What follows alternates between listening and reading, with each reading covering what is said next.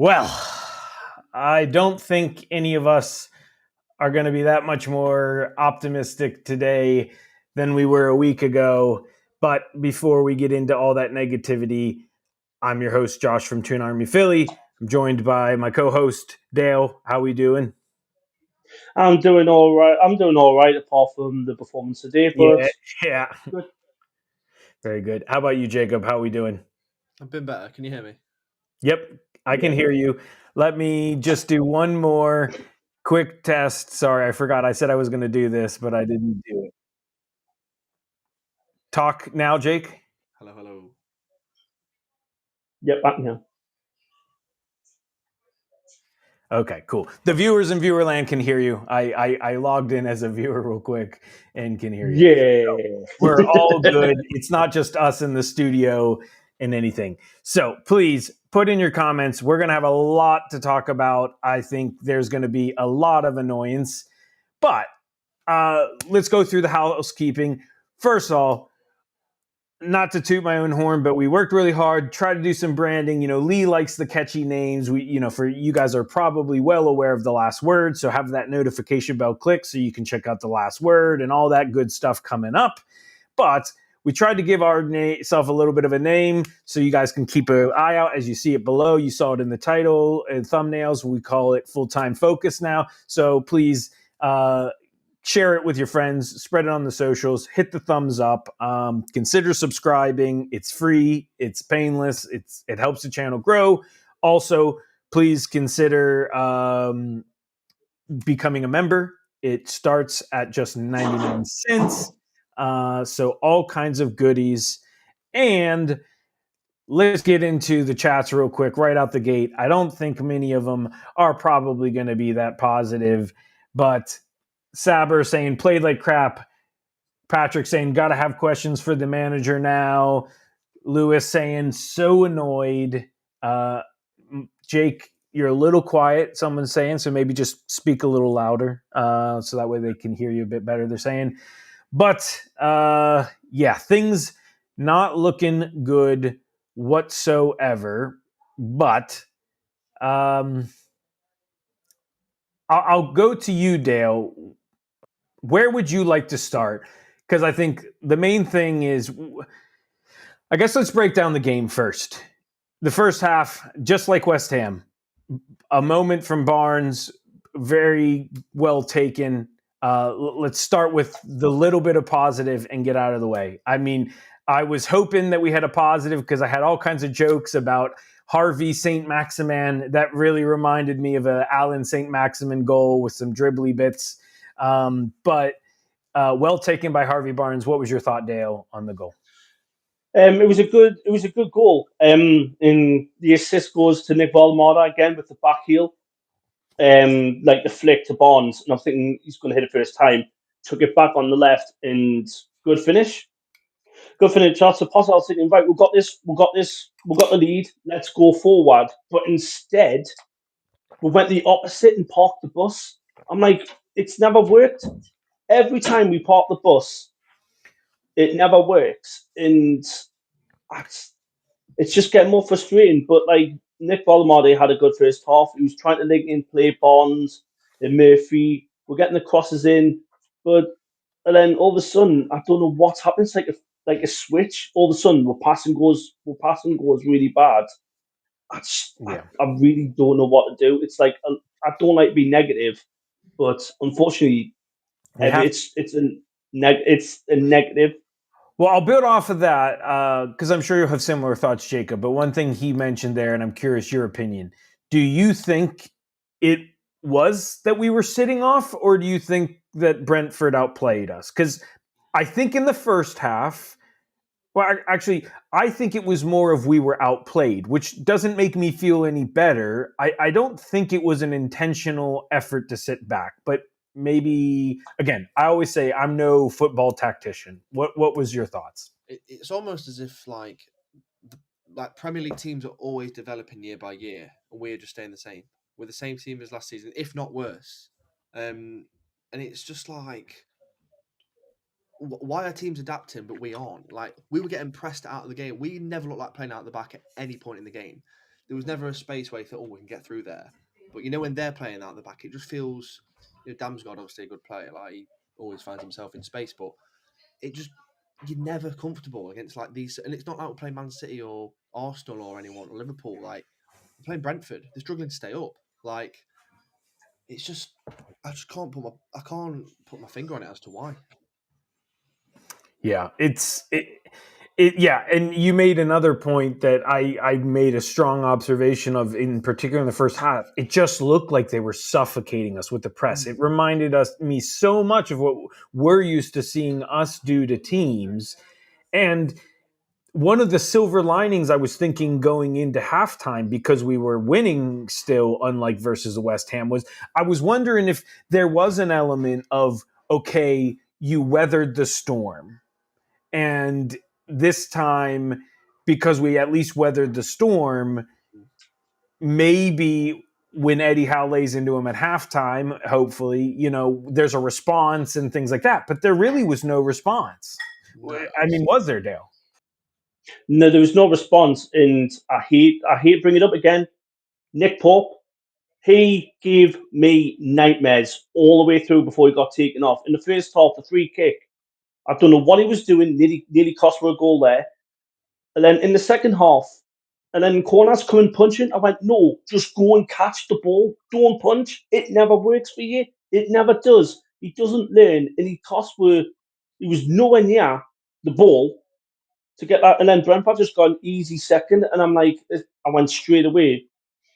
I went to Sarah, my partner. I went, we're gonna get beaten out straight off. And when they got that goal there, we didn't look like scoring a goal. We just sat there trying to soak the pressure in.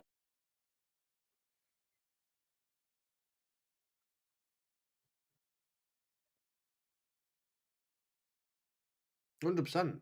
100%. Can you hear me? Yeah, go ahead. What's your thoughts? No, it's the same. Like, and never. The thing is with Nick Pope, he's had some unbelievable games for us. Like, he's kept us in it, some weeks. But the last probably 3 or 4 is just. I think obviously changing your goalkeeper is a big thing. Like it's a big statement essentially. And I think Eddie's maybe a little bit scared to do it because he's been so loyal to Pope over the years. But what's the point in bringing Ramsdale in if we're not going to give him a chance? So when he went off injured, Pope, I wasn't gutted. I don't know if he went off injured or Ramsdale. I think it's a precaution because he did land. He did land there. Like I thought he landed on his neck. Yeah, Like right there, thinking, "Ooh, this could be like a spinal injury." Then he got up, but like he gave me nightmares. Even like when like he was rushing out with the feet and the passing, I think it's time. It's time to give Pope a rest. Give Ramsdale a couple of games. Let Pope have a recover, and work his way back in. Because at the minute, Pope's thinking, I don't have to play really well, and I'm guaranteed first team football apart from the League Cup and maybe the FA Cup. That's when Ramsdale gets games. I think that last statement's a little harsh. I don't think that Nick Pope thinks he's safe. I think he would be foolish if he thinks he's safe. I mean, let's. Yes, really, you don't think 2 league performances been terrible? Yes. And I think I'm fully in agreement. It's time. Like, this is the moment where there is a natural thing, an argument to go ahead and put Ramsdale in. And it would be fully merited. But I think. But will he though? That's the thing. That's my point I'm coming across. Eddie Howe has got his favourites. So Dan Burn, that's his favourite. Nick Pope, that's another favourite. Are you ever going to see them getting dropped apart from injuries?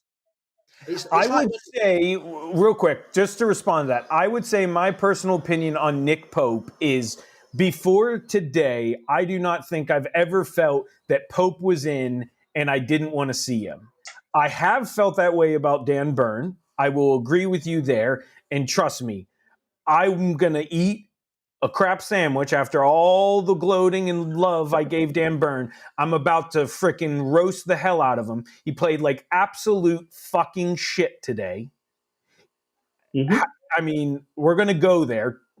But at the same time, I think when you look at the performances on the entire pitch, as much as I don't think Pope is helping it, I think we've got far bigger problems than Nick Pope costing us. The midfield, Tonali, Bruno, looked absolutely horrendous. They didn't even look like championship quality the past 2 Premier League games.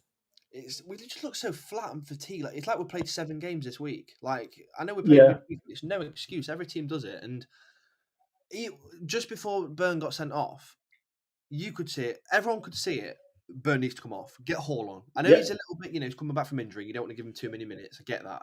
But it's 1-1. It's a tight game. Burn cannot dribble to save his life. He's not a left back. He never has been. Hall is a far better left back than Burn is. So just give him half an hour, 25 minutes, whatever it is. Like, everyone could see it. I don't know why Eddie couldn't see it. But like you said, Josh, it's his favourites that he loves. And especially on a yellow card as well. Mm. Oh, I can't hear you, Josh. He's muted himself. But like, I totally agree with your point there, Jacob. And I've told Lee, I've told Joe, I even told Josh this. Every team that's got fast wingers are laughing when they see the team sheet Dan Burn left back, because no matter what, they're going to go with that winger. You can outburn, you can outpace Dan Burn easily. Put him under pressure, and look what happened to the second goal, just straight through with the two penalty shouts. Yes, one should have been and one shouldn't, but that's like, I'm dumbstruck by it. I'm like, for fine fact they've got quick pace. Yeah. Like 60 minutes, take Bayern off. He's got a yellow, one bad move, red card, and this guy's all tactics all wrong again. I've never known a team so big and so bad at set pieces. I've never known it. Yeah. We have like 7 players above 6'3". It's ridiculous. Like, only Bruno and Tonali that are maybe the wingers that are not even. Yeah, it trips. So I'll move on, because I think, Dale, you've kind of. I had a question planned, and I think you've already kind of alluded to what your answer would be. But personally, do you think, Jacob, who is this more on, the players or Eddie? I think in-game management today, definitely Eddie. I think I'd 100% put that on him. Overall, but would you agree with me? Because I think, Dale, you've mentioned you didn't like the starting lineup. I didn't have a problem with the starting lineup. It was more or less what we expected it to be. I agree with you, Jacob. Where I get mad at Eddie Howe is how he reacted in the game to what was happening. But Dale, how else? What would you have done differently from the start? I didn't see this. I didn't see the starting lineup. Okay. All right. I didn't see the start lineup. What I said was Eddie Howe's tactics. Right. Once we scored the goal, okay, we went 1-0 up. We went to park the bus and went, "Come on, Brentford, see if you can score." Yeah. Rather than going, right, let's go for the second and the third and kick on, we decided to do the opposite and sat back. If we score at 1-0 in like the 75th, 80th minute, I'm all for it. Don't get me wrong. But scoring like with half an hour in, 20, whatever it was. Yeah, in part of the bus. Like, historically, it never worked against Arsenal. We did it against Arsenal. Look what happened. Yeah. Did it against Liverpool. Like, I know, like, we're 2-2. You'll go back and go, right, we come from this much down, 2-0 down, to get 2-2. Stay for that point. That is a well-deserved point. But instead, we just decided to go tired legs. Liverpool had fresh legs, and we got beat. So it's just like, man management, I'd rather take the point and go for the win. Yeah. It was the exact same as last week, West Ham. We have one half-decent chance. We take it, and bang, we have nothing else all game. It's not like Kelleher made any decent saves. Or Did we test them? Like, we just did not do anything at all. And it, yeah. It's like one of them things. It's like, I'm trying to think of positives, like, and no. I can't think. I would argue that this performance is worse than the West Ham, the score ends up being the same, so it actually seems more logical. But originally, even if we hadn't given that late goal, I would have said the same thing. And the main reason is listen, on any week you can put in a bad performance like that. As much as everyone deserved the roasting that we gave them last week, it happens in life. Let's be honest. We all have those days where we go to work and nothing clicks, nothing happens right. It happens. But to put that in after what you did a week ago, that is even more unforgivable to me. Like, that's what makes me so angry right now is even if we somehow won this game, say we held it out, I was still not happy with the performance. I was getting ready to write the headline, have we learned our lesson? Like, because it didn't feel like we learned our lesson. Even if we somehow pulled a 1-0 win there, I just don't get it. And again, I fully agree with the chat, and I think there needs to be a lot of critique of Eddie. But last thing I want to get your thoughts on, Jacob, before I know you got to run. Again, I don't think anyone is safe from blame. As I just said, Bruno, for the second straight game in the league, actually, Bruno looked pretty bad versus Bilbao. Bruno has looked like shit. So unless he is sick and there's something going on, like, what is going on here? Like, Bruno was just making absolute stupidity passes. And same with Tonali. And I'm going to go one more. Sven Botman. I don't get the love fest that Sven Botman has been getting. If anything, I want to see Dan Burn back at center back and Sven Botman on the bench. Because Dan Burn, I don't think, would have let that third goal in. Sven Botman could have at least even tried. He didn't even look like he tried there, which made me livid. It's just concentration, awareness, who's around you. And yeah, you're 2-1 down and it's, 90 whatever minute, but that's basics. That's basic stuff. Yeah. Like, you're at the top level. You can't switch off for a second. And I never accuse them of a lack of effort because it's not that. But there are times in the game where, and it's even the subs as well, so it's not a fatigue issue, that, a Brentford player's probably 4 or 5 yards away and that, just get at him, sprint to him. Do you know what I mean? It's just intensity. It's just not there away. And to be fair, it's not there at home at the minute, but I don't know. It's like the extra yard that we're just missing, and it's so frustrating. Like, Brentford ran all over us. It could have been 5 or 6 today. That. Yeah. Oh my God. In a weird Schadenfreude way. Like, I'm glad that we lost in this fashion because, again, when it was looking like we maybe could hold on to this, I was like, this is actually not even fair. Like, there's going to be some bullshit. Again, people have commonly accused me of being a happy clapper. I ain't very happy right now.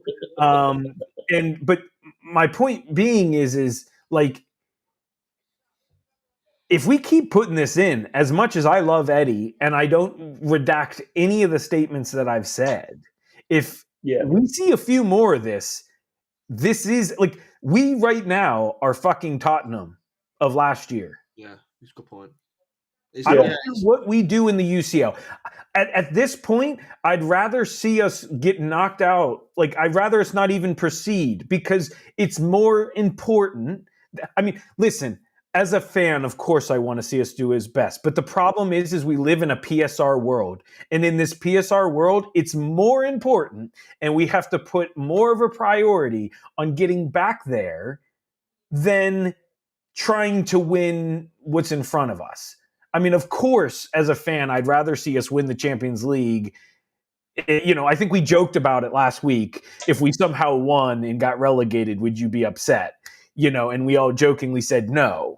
And again, I still don't think either of those are on the card. I mean, you look at how bad the relegation teams are. We are not that. And eventually things will click. I just think it's impossible for it not to. But at this point, my final thought, and I'll give it back to you, Jacob, because then I know you got to run, is I'm more mad at the players. Maybe I'm giving Eddie too much deference, but to me, I think the larger scope of evidence is Eddie wouldn't go out with a game plan to sit back and do nothing and blah, blah, blah. I just don't actually think that's in Eddie's DNA. If anything, we've yelled at him in the past for not sitting back when he should have. And at times in the past, we've been burned for being too aggressive. I'm more angry at the players because I think at this point, effort needs to start being questioned and mentality, because you cannot play that way in one competition and then in another competition clearly look like you don't care and you're not trying. I think Eddie, I'm blaming the players. Yeah, I think Eddie knows what he wants. I think at the minute he's struggling to get it across onto the pitch. Maybe. I think that's what it is. And you mentioned you'd rather obviously go out of the Champions League and focus on the Premier League, but do you not think if we were just in one competition this year, the Premier League, I think it'd be the exact same. I don't think the other competitions matter. Obviously, it does play a part, but I still think away from home. I think we'd have more time on the training pitch. Yeah, that's true. That's true. But you're right. It's not a guarantee. But sorry, continue. This is historically what we do, though. The first 10 games, we are average at best. And then, January, February comes, we just turn it on like that. But imagine we turn it on in August, September. We'd be like second or third. So it's just really annoying. And there was a time near the end where we had 10 men and Hall had the ball and he'd driven it across goal and they nearly scored an own goal. And I thought, if we scored, that'd have been absolute robbery. Like, that's something you see on FIFA. Yeah. Like, you don't see that in real life. And I didn't really react too much because you just think, it's 3 or 4-0, it's done. But no, because we had a red card, we think we're so far behind, but there's still only one goal in it. And yeah, it's really frustrating that, it's not like we're unlucky, we've been to Brentford and got beat. We got battered again, and it's just not good enough. Rolled over. It's like what's the most frustrating part for me is, I think it was from our corner, they headed out and Thiago ran from his own box into our own box unchallenged until Botman did the slight touch. I'm like, that's it. We're giving up massively, because you do not let someone run the 80 yards without unchallenged. And I'm like, where's the passion? And that was my next question I was going to say to you is has the players kind of lost faith in Eddie by the way they're playing? I don't know. I think faith is a strong word, isn't it? So so that's what I was thinking. It's a bit of a cliche, but I think he does have too much credit in the bank, because what he's done with others is unbelievable. And I don't know when you start to mention faith, because obviously, like I said, it's a strong word. So I don't know. I can't imagine it. I just feel like the type of coach that Eddie Howe is, he's not someone that's going to lose a room.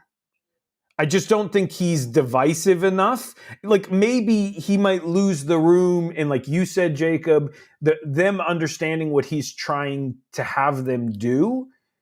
But like, I think a perfect example, not that anyone would understand this analogy other than me, but like, I have someone I work with at work, and oftentimes we get frustrated with each other because we don't always understand each other. It's not because that person is an a-hole or I don't like that person. It's just sometimes our brains are wired different in how we try to explain things and get our points across. So I think, if anything, Jacob, I kind of am more inclined to believe that than believe like all of a sudden people think they're too good for Eddie and they want a new face in the room or something like that. I mean, who knows? Maybe I'm wrong, but that would really shock me if I heard that. I mean, there would have to be some kind of crazy smoking gun, or not smoking gun, but like some kind of something in the background that we really don't know about for me to ever understand or believe that's what's going on. But let's try to be a little bit positive. What do you think I think oftentimes when things feel this bad, the solutions are simpler than it feels. If you have time, Jacob, last question for you. What do you think we need to do to turn things around? I think, Man City next is not a great start, is it? Is it home or away? Isn't that at home too? Yeah, it's home. So there's even an argument of, I'm not even going to say that beating Man City or playing well against Man City addresses the problem here.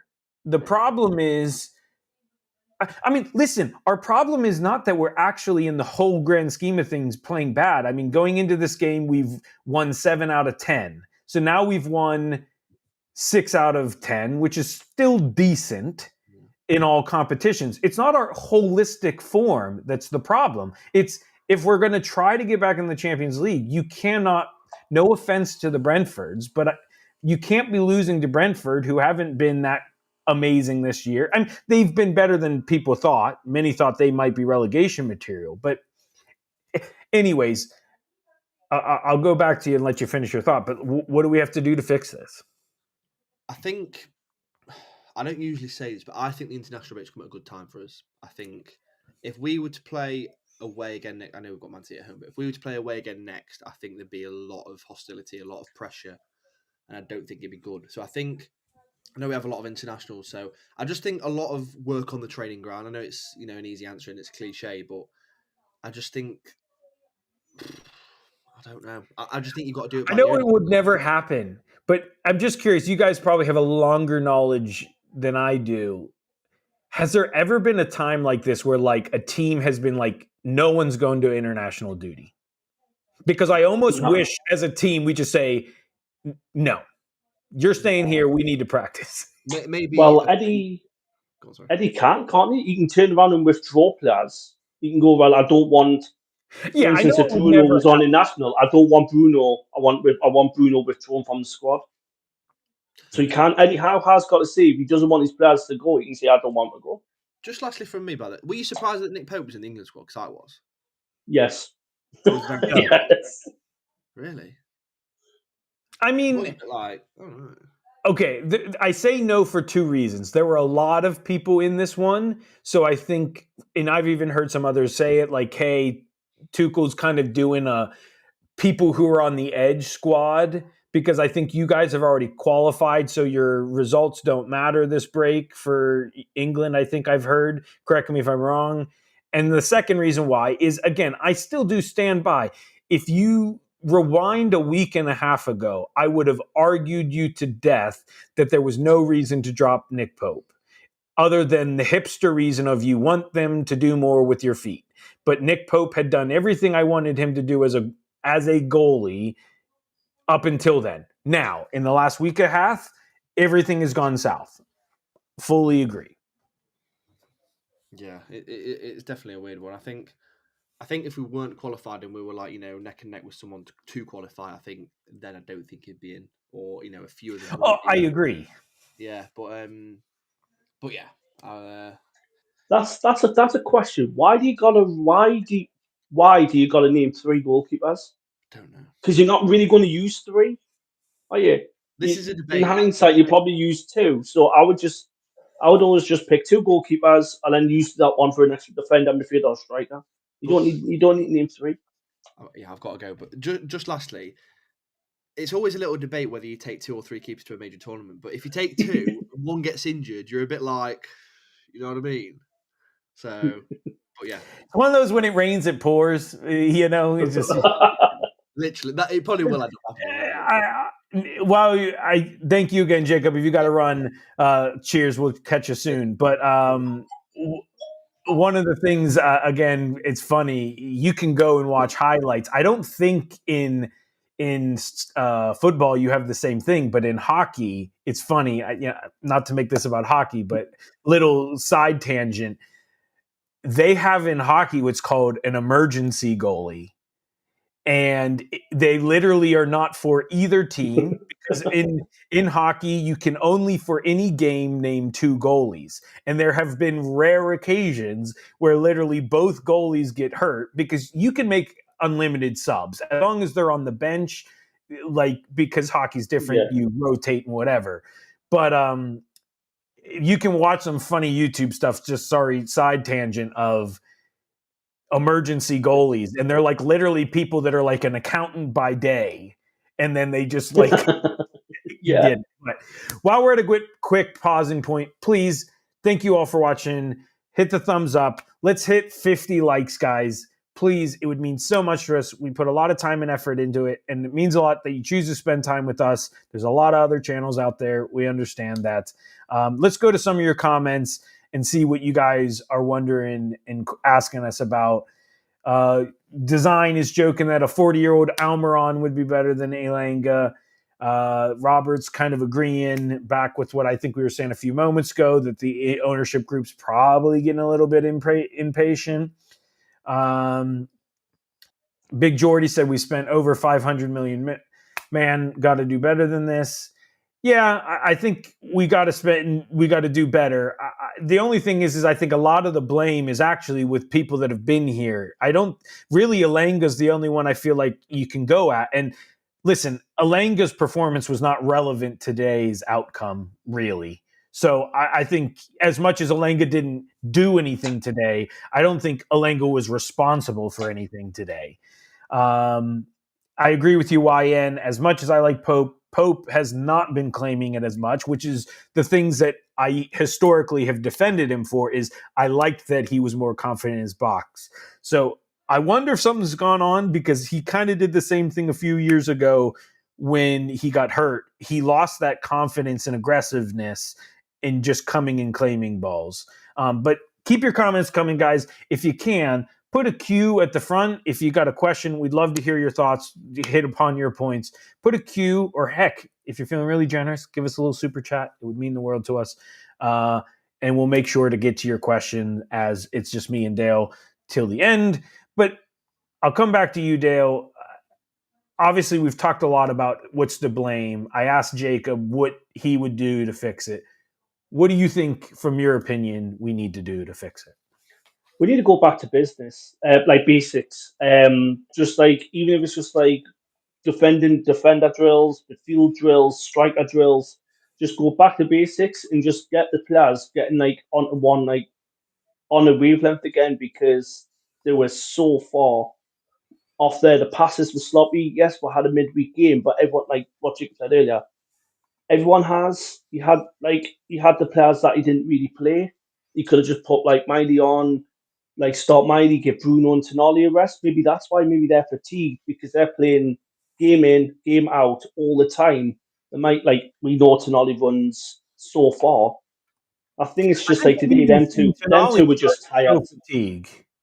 Yeah, they were just I don't fatigued. think he looked like his usual self running from end to end.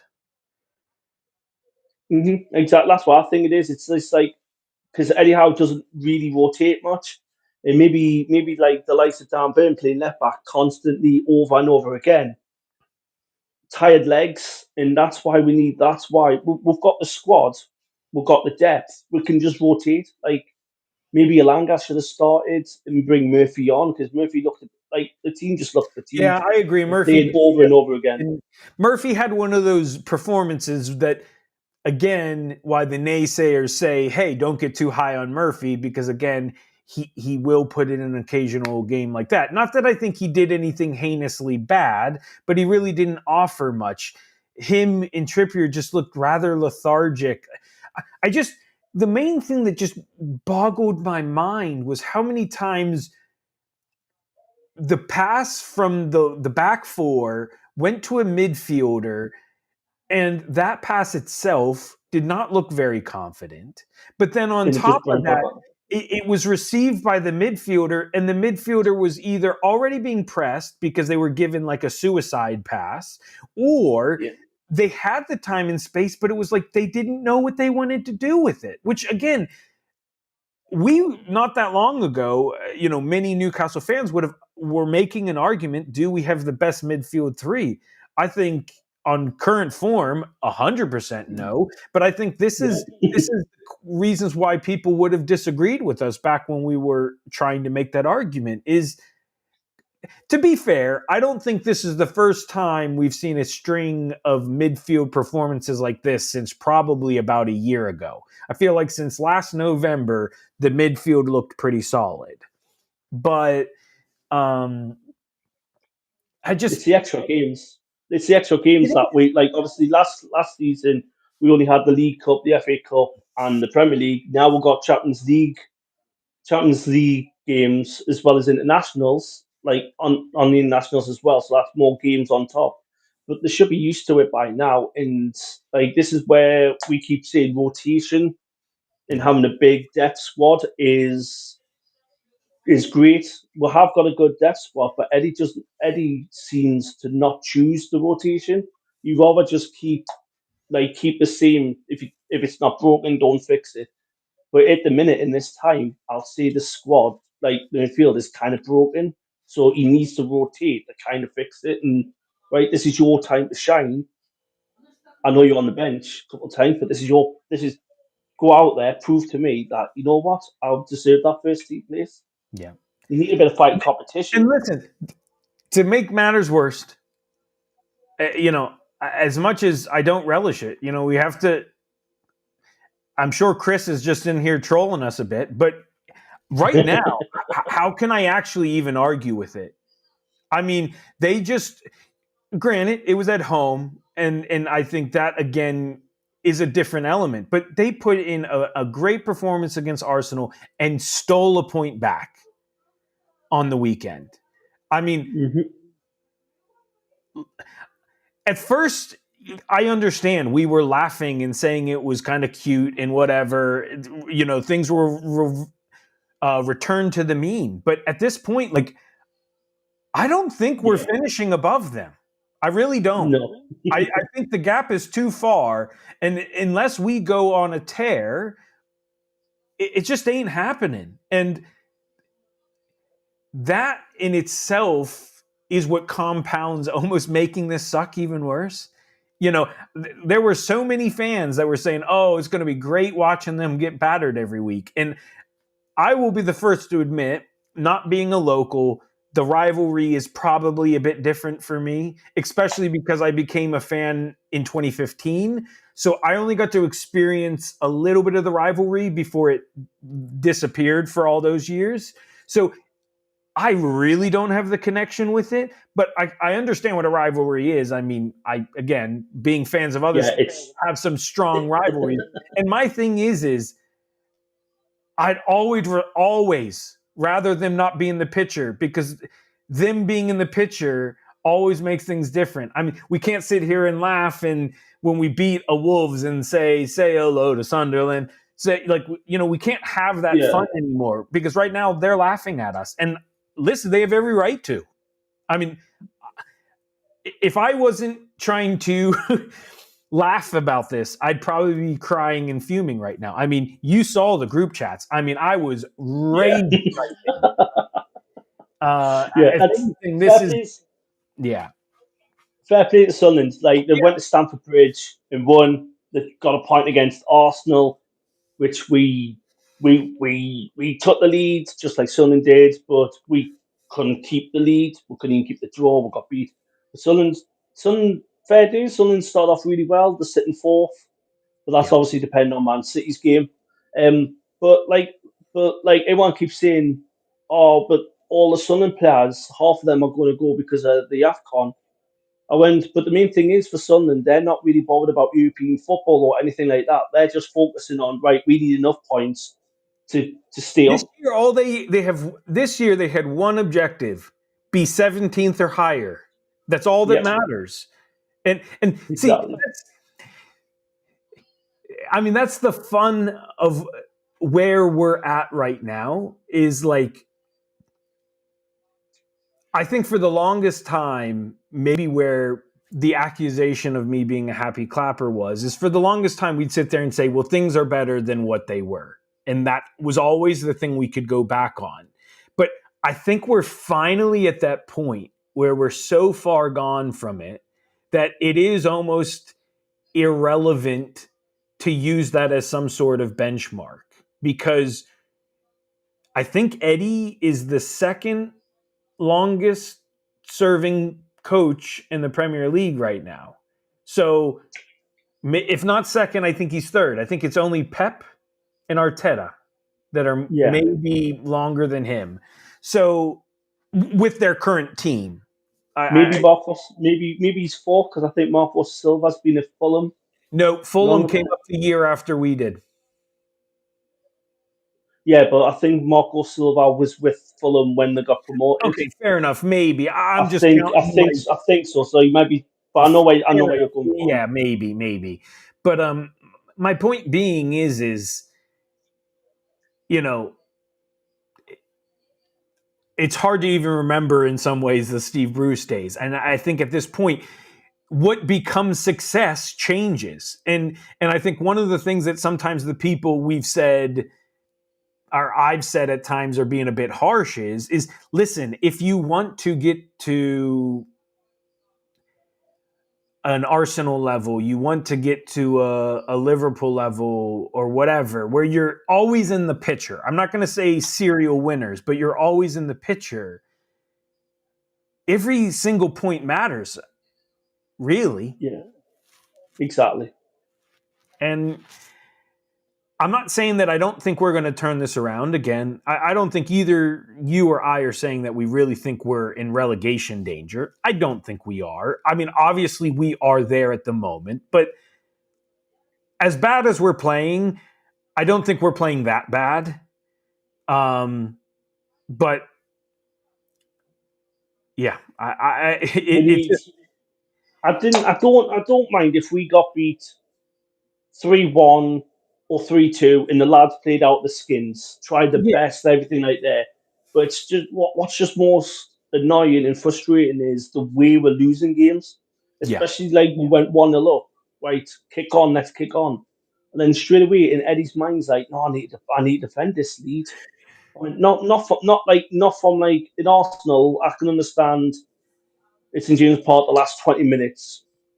We did sit back then because the final 20 minutes, yes, that's what you do anyway to try and like slow the game pace down and waste time and all that. But not when you're like 30 minutes in the game, you took the lead, and then yeah. all of a sudden, you just sit back. I was like, it's never going to work. Especially against Especially, West Ham, not to go back a week, but that was one of the big things about West Ham. Like, West Ham was that perfect team of, there was some part of their brain when that Jacob Murphy goal went in where they're just like, are you kidding me? And like, all we needed to do was probably just put our baby toe on the accelerator, and we probably yeah, could have steamrolled them, because they were at that mentality tipping point. But we didn't do that. And that's what made last week so frustrating. I don't think Brentford were quite as vulnerable in that situation. I don't think the toxicity was there to that level. But again, I'm fully in agreement with you. When you take an early lead, so often, as Eddie has talked about in the past, you keep going. You try and make it a second. You try and make it a third. So, yeah. So, it's just frustrating. But I believe in the team. I think we'll turn the corner and we'll go on an amazing run. And before you know it, we'll be there for the Europa League, yeah, like Champions League and Europa League spots again. yeah. Even now, we'll win the So, League Cup. We're think? automatically in. Do you think, fingers crossed, maybe Vissa's ready, if not for Man City, the next game back? I hope. Yeah, Do you definitely. expect that to make a difference? Yeah, it would make a difference because and then once Wissa's back, then Wissa and Voldemort can rotate because at the minute it's just like we're burning Voldemort Yeah, massively because we haven't got a strike. The only one we can do is put like Alanga up front, but Alanga's the same as Gordon, doesn't like playing up front. So with Wissa being up there, then rotation it will help Voldemort massively because Wissa will come in and then Voldemort, then just rotation, so it's a good fitness for them going right. You start this game next week. I'm going to start Wissa, then you come on the bench. So it's rotation every time, and the players are not getting more fatigued. They're not getting less tired, and then it's like yeah. keeping everyone I happy as well. think, and shout out Mr. Superfly. Totally right. Fully agree with your comments. If you rewind a little bit, or maybe when the show's done, go back and watch it again. We definitely touched on a lot of those topics already. Not that I don't want to talk about it for you, but I don't want to be a resounding gong. But here's another one, because I think this is something you could put on Eddie if you think it's Eddie, but I'm going to give you another option. Do you think it's James Bunce? That if we rewind 2 years ago, one of the big criticisms of Eddie in that bad season was how we rushed players back from injury. The Botman injury wound up just extending. The Jacob Murphy injury extended. There were a couple other ones that they came back and made it worse. So as a result, sorry, I'm trying to land the plane here. I ramble on. Obviously, this time and since then, we've seen slower reintegrations. Do you think that things like with Jacob Ramsey, things like with Lewis Hall, as Mr. Superfly was talking about, that as much as I understand in an ideal world, and I was going to say this at one point when Jacob was still on, I do understand this theory of like, okay, this is the last game before break. If we could ideally, in a perfect world, give Lewis one more game off, then he gets 2 more weeks off, and then you can, in theory, really throw him to the Wolves.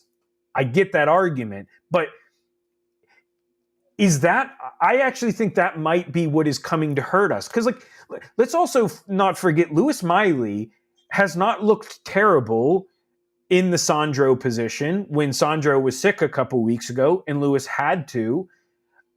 I'd almost like to see Lewis there because, again, I'm not saying I've lost faith in Sandro, but Sandro's last 2 performances have not looked good. And I'd rather see Lewis Miley, who maybe is at 100%. Maybe Tonali's still getting over that cough. We've all had the flu or whatever, and sometimes you feel better, but it still takes another week to get back to breathing normal or whatever it is. But, like, they just don't look right in the midfield. Like, to me, I feel like the midfield is the most to blame because it then makes the defense look worse because the defense isn't feeling confident giving them the ball as an outlet, which then makes them look more nervous on the ball, which allows us to be pressed. So my long-winded question was, do you think it's Eddie, or do you think maybe this is James Bunce and his injury recovery problem?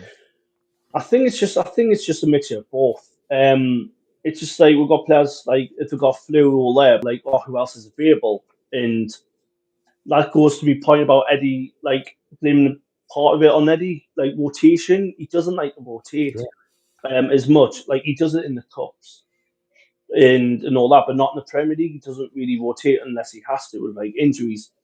So yes, if someone's got the flu, maybe Miley should have started or Willock should have started, and then that way, then bring them on during the second half, getting a bit more. I'd rather there be an impact sub if they're not 100%, because I think even a 70% Tonali or a 70% Bruno for the last 25 minutes could give you something. But a 70% Tonali and a 70% Bruno for the full 90 in the Premier League is not going to cut it, because I'm almost starting and I'm not saying this as a statement to disrespect other leagues in the world, but I'm really starting to believe this concept of, listen, if effing Man U and Tottenham was the Europa League final last year, that says something about the caliber of teams in Europe and the whole leagues. Doesn't mean that Real Madrid isn't great. Barca isn't great. PSG ain't great. Bayern ain't great. But I watch a lot of Bundesliga. As soon as you get beyond the top space, from 2 down, it is a coin flip almost most seasons in a lot of these leagues. And I'm really starting to believe that like the Premier League is almost harder than the Champions League or the Europa League. Yeah. Oh yeah, definitely. It's just like it's mental, isn't it? Like there, but still, you're still on the D. You're a professional. You've got to go to you're playing at the highest level. Yes, I'll say the Premier League is one of the hardest. But then I would say I don't really watch much of Italy, Spain, or a little bit of Spain. But I would say it's more high tense. The Premier League rather than the Bundesliga is more about possession, keeping the ball, passing the movement. So rather than the Premier League, it's every single thing. So it's kind of hard to integrate. Well, Any final thoughts from you, Dale? I think we've kind of touched on it. I mean, again, in a performance like that, it's hard to really dive and break down the game because it just kind of feels pointless. Overall, the whole thing was just so poor. Again, I think, like you said, the irony of, I even put it in the description. The irony, like, if we were Brentford fans, I'd be fuming that first penalty was not given. I mean, I understand what the argument was. I don't know what your broadcast said. The argument they were trying to say on our broadcast was that VAR said that the contact was not enough, even though there was contact. They weren't disputing contact, but the contact wasn't. Which to me, how can you determine that? That's so subjective, and there's an element of too many rules are too subjective. They need to be created as binary black or white type things, no pun intended. Yeah. Just like next game, just focus on trying to get, just focus on the basics. That's what I would say. Just like right pass, left, right, rather than just go right past that movement. Just have it. They need to look around as well. So right, who's on me left, who's on me right, who's in the middle? Do I need to go back? Rather than just thinking right in the head, right, I need to get that straight to the top. And then we're just giving the ball away, then it's coming back to her. So it's kind of hard. Yeah. Well, again, thank you for joining us. Obviously, not another fun day to really talk about it, but hey, we all had some group therapy. We can move on with our days, hopefully. Thank you for all your support. Keep hitting those thumbs up. If you haven't already, press the subscribe, press the notification bell. I'm sure Lee's going to have a rant prepared for us, so you won't want to miss that. Also, the Lasses were in action today, getting a draw versus Durham. So there'll be some stuff coming out about that, I'm sure, as well, on our sister channel, NFT Women. So please keep all that checked, notification bells, subscribe, consider becoming a member. Thank you again for joining us all. This is Josh from Full Time Focus with Newcastle Fans TV. Catch you soon. Bye.